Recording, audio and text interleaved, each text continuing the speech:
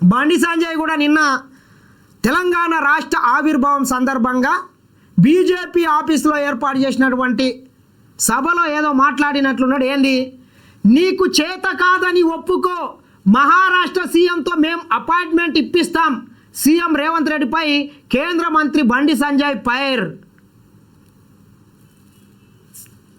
ప్రధానమంత్రి నరేంద్ర మోడీ గారు పోలవరం ప్రాజెక్టు ఆంధ్రప్రదేశ్ కట్టుకోవడానికి 7 మండలాలను రాత్రికి రాత్రే తెలంగాణ ప్రజలు ఇష్టం లేకుండా కానీ రాసిచ్చిండ్రు కదా ఆంధ్రప్రదేశ్కు. అదేవిధంగా మేము తమ్మిడి అటి దగ్గర ఒక ప్రాజెక్టు కట్టుకుంటామంటే మహారాష్ట్రకు సంబంధించినటువంటి 1500 ఎకరాల భూమి అవసరం ఉన్నది. ఆ విషయంలో మాట్లాడదామని నేను ఎన్నిసార్లు లెటర్లు రాసినా మహారాష్ట్ర సీఎం దేవేంద్ర ఫడ్నవీస్ స్పందించడం లేదని చెప్పి ఈ విషయంలో నరేంద్ర మోడీ అదేవిధంగా కిషన్ రెడ్డి బండి సంజయ్ చొరవ చూపాలని చెప్పి ముఖ్యమంత్రి చెప్తే ఏమంటున్నాడు నిన్న బండి సంజయ్ గారు, నీకు శాత కాకపోతే నేను ఇప్పిస్తాను చెప్తున్నాడు. బండి సంజయ్, అక్కడ మీ రాష్ట్ర ప్రభుత్వం ఉంది, కేంద్రంలో మీరు అధికారంలో ఉన్నారు, నీకు నిజంగానే తెలంగాణ మీద ఏమన్నా నమ్మకం ఉంటే, తెలంగాణ మీద మీకేమన్నా ప్రేమ ఉంటే మహారాష్ట్ర ముఖ్యమంత్రి దేవేంద్ర ఫడ్నవీస్ గారిని ఒప్పించి తమ్మిడి గట్టి దగ్గర బ్యారేజ్ మనం కట్టుకోవడానికి దానికి పర్మిషన్లు తీసుకురండి సాలిగా. అంతకన్నా ఎక్కేం కాదు. ఒకవేళ తీసుకురాలేదనుకో మీరు చేతగాని వ్యక్తులు అని చెప్పి తెలంగాణ సమాజం భావిస్తుంది. మీరు గుర్తుపెట్టుకోండి. రెచ్చగొట్టడం, రాజకీయ స్వార్థాల కోసం మాట్లాడడం కాదు. మీకు నిజంగానే దమ్ముంటే మహారాష్ట్రకి వెళ్ళి ఆ రాష్ట్ర ప్రభుత్వాన్ని ఒప్పించండి. ఎట్లా 7 మండలాలను ఎట్లా రాసిచ్చిండ్రో అట్లనే ఈ తెలంగాణ ప్రజల్ని కూడా కాపాడే వాళ్ళు అయితే ఇక్కడ బిడ్డలు మీకు ఓట్లు వేసిండ్రు కదా బండి సంజయ్, మాటలు కాదు చేతలు చేసి చూపించు. సీఎం రేవంత్ రెడ్డిపై కేంద్ర మంత్రి బండి సంజయ్ ఫైర్. గిల్లి కజ్జాలతో రాజకీయ లబ్ధి పొందాలని చూడడం దుర్మార్గం. రాష్ట్రంలో నడుస్తున్నది కరప్షన్, కలెక్షన్, కమిషన్ పాలన.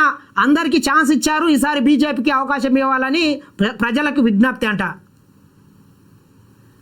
ముఖ్యమంత్రి రేవంత్ రెడ్డి గారు ఏ రోజు కూడా తన రాజకీయ స్వార్థం కోసం ఇటువంటి వాడడు. ఒక మెట్టు దిగి ఈ దేశ ప్రధానమంత్రి నరేంద్ర మోడీ గారు అది హైదరాబాద్ వస్తే ఆయన వేదికను పంచుకుంటున్నాడు. అంటే ఈ రాష్ట్ర అభివృద్ధి కోసం ఆయన ఎంత కిందికన్నా దిగజారి కూడా ఆయన పని చేయడానికి సిద్ధంగా ఉంటే మీ బీజేపీ ప్రభుత్వాలు మాత్రం సహకరించడం లేదు. నిన్న మాట్లాడావు కదా బండి సంజయ్, నీకు నిజంగానే దమ్ము, ధైర్యం, చిత్తశుద్ధి ఏమన్నా ఉంటే తెలంగాణ బిడ్డవే అయితే ఒక కేంద్ర మంత్రిగా నరేంద్ర మోడీ అమిత్ షా గారికి చెప్పి దేవేంద్ర ఫడ్నవీస్ గారితో ఒప్పించి 1500 ఎకరాల భూమిని తెలంగాణ ప్రాజెక్టు కోసం ఇప్పించాల్సిందిగా మరొకసారి విజ్ఞప్తి చేస్తున్నా. ఒకవేళ ఇప్పకపోతే మీరు కూడా చేతగాని వ్యక్తులని తెలంగాణ సమాజం అనుకుంటుంది. అందరికి అవకాశం ఇచ్చిండ్రు, మాకు ఒకసారి ఇస్తారు, ఎందుకు ఇయ్యరు? మీరు ఏం చేసిర్రు? ఒలగబెట్టింది ఏంది? మహారాష్ట్ర సీఎం అపాయింట్మెంట్ తీసుకోవడం చేత కాకపోతే ఆ విషయాన్ని ఒప్పుకోవాలని తాను కిషన్ రెడ్డి ముందుకొచ్చి అపాయింట్మెంట్ ఇప్పిస్తామని సీఎం రేవంత్ రెడ్డిపై కేంద్ర మంత్రి బండి సంజయ్ ఫైర్ అయ్యారు. ముఖ్యమంత్రి హోదాలో 2-3 సార్లు లెటర్లు రాసినా కానీ ఆయన నుంచి స్పందన రాకపోతే ఏం కొట్లాడి తీసుకుంటారా బండి సంజయ్? చేత కాకపోవడం అంటే ఏంది? పటాలు తిప్పుతారా? పోలీసులని పంపిస్తారా? ఏంది? కూర్చొని మాట్లాడుకుందాము, ఎప్పుడు టైం ఇస్తామని లెటర్ రాస్తారు. 2-3 సార్లు రాస్తే కూడా ఆయన నుంచి రిప్లై రాకపోతే దానికి ఏమంటారు?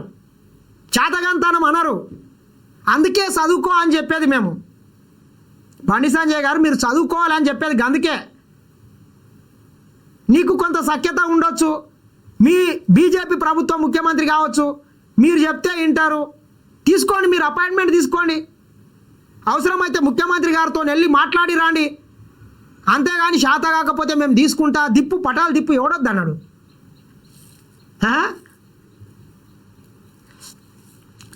అనవసరంగా గిల్లి కజ్జాలు పెట్టుకొని రాజకీయ లబ్ధి పొందాలనుకోవడం సరికాదన్నారు. 6 గ్యారంటీలను అమలు చేయడంలో వడ్ల కొనుగోలు అంశంలో వైఫల్యాలను కప్పిపుచ్చుకోవడానికే సీఎం రేవంత్ రెడ్డి కొత్త డ్రామాలు ఆడుతున్నారని ఆరోపించారు. మంగళవారం డ్రామాలు ఎవరు ఆడరు బండి సంజయ్, నువ్వు గుర్తుపెట్టుకో. ఈ తెలంగాణ రాష్ట్రంలో ముఖ్యమంత్రి రేవంత్ రెడ్డి గారు ఎట్టి పరిస్థితుల్లో ఆయన డ్రామాలేసే మనిషి కాదు. అవసరమైతే కొంత తగ్గి అన్నా ఆయన తెలంగాణ రాష్ట్ర ప్రయోజనాల కోసం పనిచేస్తాడు.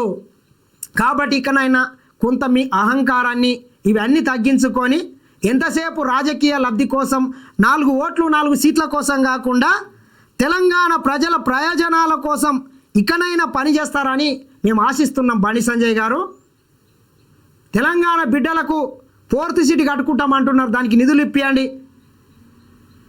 పాలమూరు రంగారెడ్డి ఎత్తిపోతల పథకానికి జాతీయ హోదా ఇప్పించండి. RRRకు నిధులు ఇప్పించండి. మూసి ప్రక్షాళనకు నిధులు ఇప్పించండి.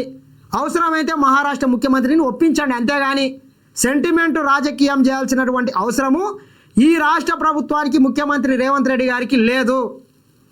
2004 నుంచి 2014 వరకు తెలంగాణలో కావచ్చు, ఉమ్మడి ఆంధ్రప్రదేశ్లో ఆనాడు కాంగ్రెస్ పార్టీ అధికారంలో ఉండి కొన్ని వేల కోట్ల రూపాయలు కేంద్రం నుంచి తీసుకొని వచ్చి హైదరాబాద్కు తలమానికంగా ఒక ఔటర్ రింగ్ రోడ్డు, ఒక అంతర్జాతీయ ఎయిర్పోర్టు, ఒక మెట్రో రైలు, కొన్ని వందల సాఫ్ట్వేర్ కంపెనీలను ఆ రోజు కాంగ్రెస్ పార్టీ కేంద్రాన్ని ఒప్పించి తీసుకొని రావడం జరిగింది.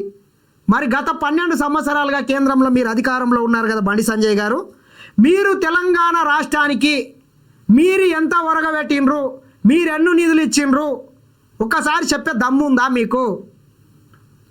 తెలంగాణ ప్రజలు రూపాయి కడితే ₹1 కూడా తిరిగి మనకు రిటర్న్ ఇవ్వట్లేదు. కాబట్టి సెంటిమెంట్ ఎవడు మాట్లాడుతున్నాడు, ఎవడు రెచ్చగొడతాడు, ఎవడు కులాలను మతాలను అడ్డం పెట్టుకొని రాజకీయం చేస్తాడో నీవు కొత్తగా చెప్పాల్సినటువంటి అవసరము, నీవు నీతులు చెప్పాల్సినటువంటి అవసరము ఈ తెలంగాణ ప్రజలకు లేదు బండి సంజయ్. కాబట్టి కొంత డ్రామా కట్టిపెట్టి ఒట్టి మాటలు గట్టి పెట్టోయి, గట్టి మేలు తలబెట్టబెట్టవాయి, ఒక పద్యం ఉంది కదా, అట్లా మాటలు కాదు. నీకు దమ్ము ధైర్యం ఏమైనా చేతనైతే మహారాష్ట్ర ముఖ్యమంత్రి దేవేంద్ర ఫడ్నవీస్ గారిని ఒప్పించి ఆ రాష్ట్రంతో మెప్పించి ప్రాణహిత చేవెళ్ళ ప్రాజెక్టులో భాగమైనటువంటి తమ్మిడిగట్టి దగ్గర ఒక బ్యారేజ్ నిర్మించడానికి అనుమతులు వచ్చే విధంగా ఆ రాష్ట్ర ముఖ్యమంత్రి గారితో ఒప్పియండి. మీకు శాత కాకపోతే అమిత్ షా గారితోనో ప్రధానమంత్రి నరేంద్ర మోడీ గారితోనో చెప్పించి ఈ తెలంగాణ రాష్ట్ర ప్రజల ప్రయోజనాలను కాపాడడానికి మీ వంతు కృషి చేయండి బండి సంజయ్ గారు.